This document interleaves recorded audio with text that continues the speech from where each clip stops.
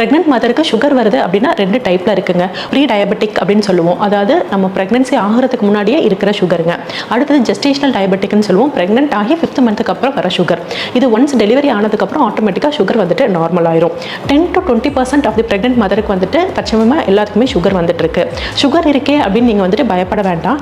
யார் யாருக்கு சுகர் வரதுக்கான சான்சஸ் வந்து ஜாஸ்தியாக இருக்குன்னு பார்த்தீங்கன்னா, ட்வின் ப்ரெக்னென்சியாக இருந்தாலோ, இல்லை ஏஜ் ரொம்ப ஜாஸ்தியாகி கன்சீவ் ஆயிருந்தாலோ, இல்லாட்டி முந்தின ப்ரெக்னென்சியில் வந்துட்டு உங்களுக்கு சுகர் இருந்தாலோ, இல்லை ஃபேமிலி ஹிஸ்ட்ரியில் வந்துட்டு சுகர் இருக்குது, இல்லை ஒபிஸாக இருக்கீங்க அப்படின்னா வந்துட்டு சுகர் வரதுக்கான வாய்ப்பு இருக்குது. ஸோ இந்த சுகரை எப்படி கண்ட்ரோல் பண்ணலான்னு கேட்டிங்கன்னா, ஆரம்ப ப்ரெக்னென்சியில் இருந்தே வந்துட்டு ஸ்வீட்ஸை வந்துட்டு கண்ட்ரோல் பண்ணிக்கோங்க.